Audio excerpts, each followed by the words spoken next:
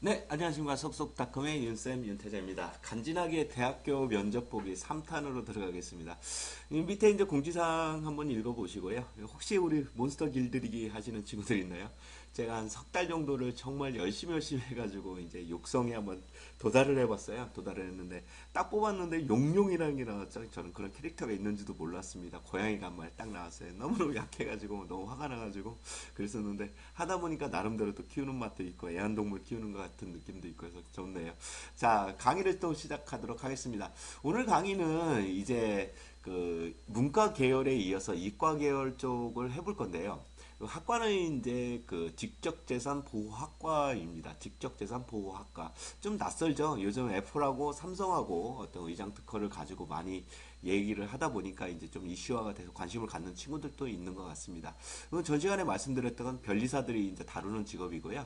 그 다음에 이제 직접재산 이제 실무사라는 그런 새로운 신종 직업도 생겼습니다. 좀 관심을 가져줄 필요가 있는 것 같아요. 앞으로 이제 우리나라에서는 이제 이런 직업들이 이제는 더 많이 이제 발전이 될 것 같고요. 미래에 괜찮은 직업으로 될 거라고 제가 많이 추천을 하고 있습니다. 밑에 이제 3번의 쪽에 보게 되면 서비스 상품권이나 의장 특허권, 실용신앙권, 그 다음에 BM 특허권 요 정도가 되잖아요. 그냥 단순하게 그 변리사나 직접재산 실무사만 따지지 마시고요. 기회가 되신다면 미국에 로스쿨을 졸업을 하시고 오셔서 이런 일을 하시면 연봉이 꽤 셀 거로 제가 예상이 됩니다. 예. 자, 그러면 이제 강의를 좀 시작을 해볼게요. 첫 번째 질문을 볼게요. 첫 번째 질문이니까 왜 이 학교를 지원했습니까? 이렇게 나와 있어요. 물론 이과도 문과와 마찬가지로 학교를 분석을 많이 해줘야 돼요. 근데 책을 보면서 내가 공부를 한다는 건 상당히 방대한 내용들이잖아요. 그래서 가장 기초적인 책들을 한번 보시고요. 그 다음에 가장 필요한 거는 학과에 들어가서 그 학과에서 추진하고 있는 게 뭔지 그 학과에 대한 설명들을 꼭 보실 필요가 있습니다. 자, 왜 우리 대학교를 지원했나요? 이렇게 얘기를 하면 이게 그 장황하게 얘기를 하면 어쩌면 떨어질지도 몰라요. 그럼 그런 경우는 솔직하게 얘기를 해주는 것도 괜찮습니다. 전체적으로 영영대학교 교육 프로그램을 잘 몰라요. 이렇게 얘기를 합니다. 하지만 이 과 같은 경우는 직접재산보호학과는 제가 미래를 만들고 설계할 수 있는 디딤돌이 될 거라고 생각해서 지원을 했습니다. 라고 얘기를 간단하게 얘기를 하세요. 그럼 직접재산보호학과가 뭐예요? 이렇게 물어볼 거예요. 그러면 직접재산 보호란 공공의 이익을 보호하면서 개인적 재산을 보호하는 거라고 알고 있습니다. 공공의 이익이라는 건 뭐냐면 다수가 쓰고 있는 예를 들어 학교 교과서 같은 것들이 있어요. 학교 교과서 같은 경우는 공공의 이익을 위해서 즉 학생을 위해서 14만 명 학생을 위해서 만들어진 것들이잖아요. 근데 어느 출판사가 그거를 개인의 재산이라고 우기면 그래서 특허권을 로열티를 다 요구를 한다면 그거는 공공의 재산이 될 수가 없습니다. 그래서 교육부 쪽에서도 이 공공의 이익을 보호하기 위해서 어느 정도까지 오픈을 시켜놓고 있거든요. 하지만 개인이 내가 어떤 혁신적인 기술을 만들었다면 그거를 공공의 이익으로 돌릴 수는 없어요. 그러다 보니까 개인의 이익을 보호하는 측면이라고 생각을 하십니다. 이렇게 만들어놨죠. 저 같은 경우는 이제 BM 특허가 있습니다. 이제 영어 관련 BM 특허를 만들어놨는데 지금 현재 교육 프로그램들 알고 계시죠? 교육 프로그램들에서 어떤 컴퓨터나 모바일 쪽으로 해서 이제 프로그램을 써서 하는 그런 모든 프로그램들을 제가 10년 전에 특허를 내놨었어요. 근데 많은 사람들이 제 이제 회사를 벤치마킹을 하면서 이제 이거를 많이 따갔죠. 그런데 저는 아야소리도 못하고 특허 밀면 열심히 물고 있습니다. 예. 이런, 하여튼, 뭐, 본론을 넘어가면, 이런 공공의 이익의 범위를 정하는 방법과, 공공의 이익을, 이익의 범위를 정하는 방법과, 이 말이 되게 중요해요. 그 다음에 개인의 재산보호 한계점을 지도하고 배우는 학과를 알고 있다. 굉장히 어려운 말이거든요. 그러다면 이런 것들이 무슨 말인지 정확히 너 아니 이렇게 물어보지는 않을 거예요. 어느 정도까지만 알고 계시면 될 것 같습니다. 자, 그 다음에 3번에 보면 직접재산의 종류가 뭐가 있니? 이러 있는데 이 정도를 꼭 알고 계셔야죠. 서비스 상표 등록권, 의장 특허권, 실용신앙권, BM 특허권.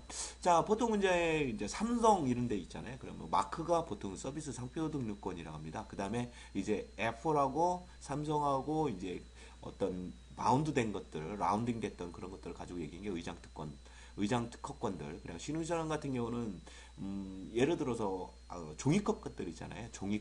종이컵이 이게 이렇게 라운딩 돼 있는 부분들이라든가 그 다음 이쑤시개 해가지고 단백질로 만든 이쑤시개 있잖아요. 그런 것들. 그 다음 BM 특허 거는 이제 플로차트라고 얘기를 합니다. 어떤 공정표에 의해서 만들어지는 것들이죠. 이런 것들이 새로운 특허권으로 대두가 되고 있고요. 이런 부분 때문에 많이. 근데 한국에서는 아직까지는요, 전문 변호사가 없는 것 같고요. 저도 김행장 쪽에다가 의뢰를 해봤는데, 아직까지는 BM 특허에 대해서 어떤 것을 정확하게 말할 수는 없다라고 얘기를 하더라고요. 다시 한번 읽어보시고 다음 장으로 넘어가도록 하겠습니다.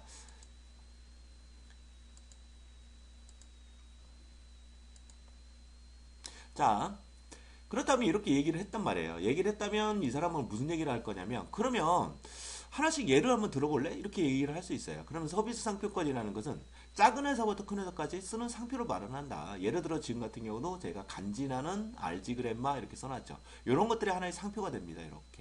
이렇게 상표가 되는데 여기서 알아야 될 거는 뭐냐면 이게 하나의 그림으로 된다라는 거예요. 니딩 그램마는 누구나 쓸 수 있어요. 신조어죠. 니딩 그램마.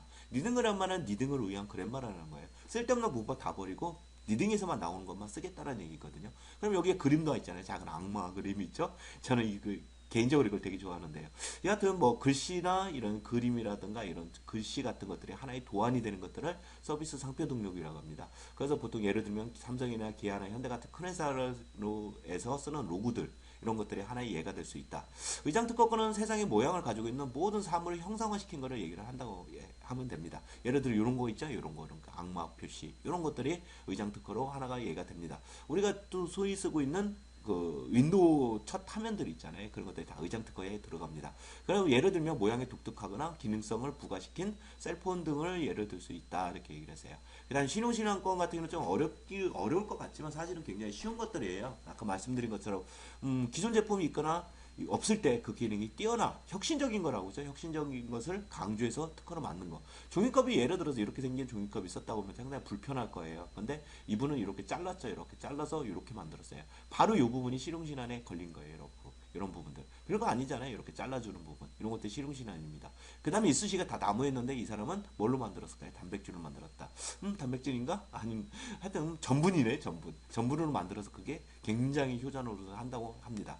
BM 특허 같은 경우는 사업화할 수 있는 일종의 로드맵이에요. 예를 들어서 내가 이렇게 뭔가를 만들면 그 다음에 이게 되고 그 다음에 이게 되고 그 다음에 이게 되고 이렇게 되고 이렇게 그럼 순서도에 의해서 이렇게 만들어지겠죠. 순서도에 의해서 이렇게 그러면 100, 200, 300, 400, 500 이렇게 나눠주고요. 다시 이거를 다시 잘라가지고 뭐 101, 102, 103 이런 식으로 나가요. 이렇게 나가는 것들이 하나의 로드맵처럼 만들어진 게 실은 이제 BM 특허입니다. 제가 알기로는 한 3, 4년 전만 해도 한국에서는 인정되지 않았는데 현재 인터넷 기반의 BM 특허 많이 활성되고 있어요. 앞으로 이쪽 부분이 많이 괜찮을 걸로 보고 있습니다. 다시 한번 읽어보시고요. 다음 페이지로 넘어가도록 하겠습니다. 자, 졸업 후에는 무엇을 할 것인가 이렇게 물어볼 수 있습니다. 그럼 졸업 후에는 이 사람이 BM 특허 쪽을 했다면 직접재산 보호학과를 했다면 이 사람이 여러 가지 각도로 갈 수 있겠죠. 변리사를 딴다든가 직접재산 실무사를 딸 수도 있고 자기 사업을 할 수 있어요. 그럼 이 사람 같은 경우는 직접재산 실무사를 취득하는 게 최우선이다라고 얘기를 했습니다. 왜냐하면 그 학과를 나왔으니 당연히 그 자격증을 따는 게 당연하겠죠. 그 다음에 이 친구는 실무사를 취득 후에 약간의 실무 경험을 쌓고 나아가서 나중에 MBA, 즉 MBA가 아니고 로스쿨을 가겠다. 그래서 직접재산권에 관련된 변호사 업무를 하겠다 이렇게 얘기를 했습니다. 그 다음에 이 부분이 6번이 상당히 중요한데요. 이 자기소개서 쪽에서 제가 유명한 사람들 하나 이렇게 해놓으라겠죠. 그러면 책 같은 거 한번 보라겠는데 직접재산과 무형자산의 가치평가라는 책을 읽은 거 봤어요. Valuation of Intellectual Property and Intangible Assets이라는 자산이라는 뜻이죠. 그래서 이 사람이 썼습니다. 그럼 이거를 읽어봤어요. 물론 이제 테크밸류 송만호 대표가 이제 번역을 하셨죠. 이 책을 읽어보고 나서 이제 했는데 당연히 물어보겠죠. 이게 무슨 내용이니? 이렇게 물어보면 사실 자기가 완벽하게 이해하는 건 어려울 거예요. 하지만 전반적인 얘기를 할 수는 있습니다. 전체적인 내용을 정확하게 표현하기는 어렵습니다. 주 내용으로는 직접재산 관련 회사의 관계성, 그 다음에 직접재산 사업화 시에 취하는 것들, 평가 기준들, 자본화 단계, 시장 접근, 지속성, 로열티에 관계된 것을 내용들로 기억합니다. 이 얘기는 사실은요, 키워드가 하나 있어요, 사실은요. 목차만 얘기를 한 겁니다, 솔직히요. 이거는 뭐냐면요, 하나를 만들어가지고 이렇게 확장시키는 방식을 써놓은 거거든요, 목차에서도요. 그럼 이런 것들 하나하나를 물어볼 수는 있어요. 그럼 요런 것들만 살짝 한두 줄 정도로만 요약을 해 놓으실 필요가 있어요.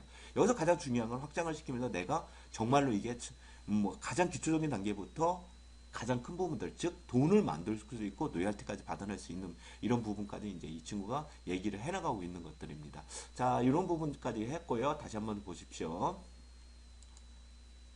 자, 7번이 갑니다. 7번에 가면 또 이 친구가 책을 한 권을 쓴 건 아니고 두 권 정도를 썼어요. 그래서 그 책을 보면 노만피 일 박사의 저서, 즉 적극적 사고방식이라는 책을 또 읽었거든요. 그러면 당연히 그걸 물어보겠죠.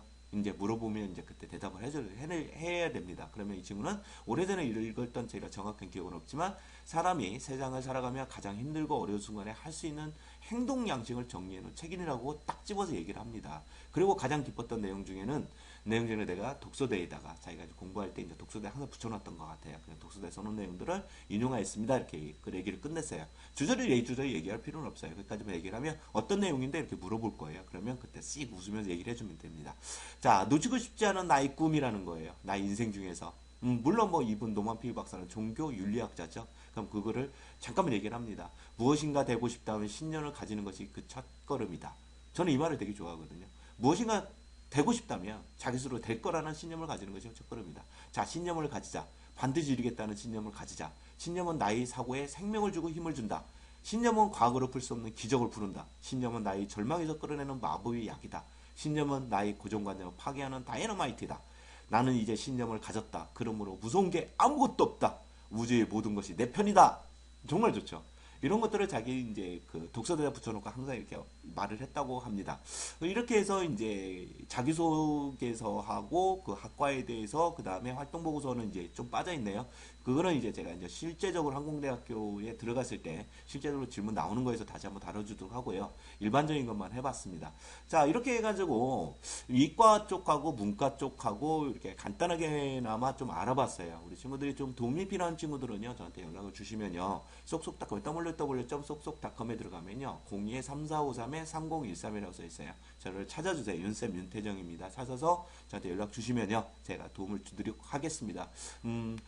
항상 가장 중요한 건 여기 써 있는 것처럼 자기 스스로 할 수 있다. 너무 고통스럽고 힘든 시간이겠지만 스스로 할 수 있다라고 생각을 하시고 항상 거울을 보고 너는 굉장히 잘난 사람이야. 현실에 나는 무능하지만 이상에 있는 나는 굉장히 잘난 사람이라고 얘기를 하면서 서로 대화를 많이 나눠주세요. 그리고 자기 스스로 신념을 가지고 계속 이어나간다면 꼭 좋은 일이 생길 거라고 저는 생각을 합니다. 저도 10년 동안 참 우리 와이프나 아이들을 많이 힘들게 했어요. 저도 요즘 들어서는 많이 좀 우울증에도 시달리는 것 같기도 하고 스스로 많이 힘들어 하거든요.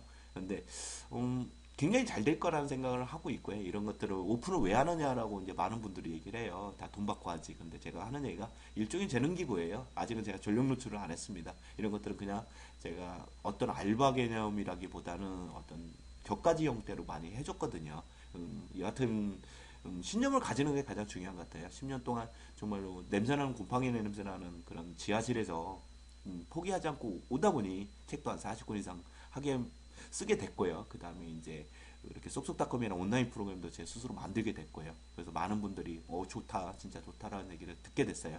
가장 중요한 거는 나 스스로 포기하지 않고 그 길로 꾸준히 가는 것이 굉장히 중요한 것 같습니다. 우리 친구들도 화이팅 하시고요. 신념을 가지시고 미래를 밝게 생각하시고요. 용감하게 씩씩하게 살아가시기를 부탁드리겠습니다. 안녕히 계십시오.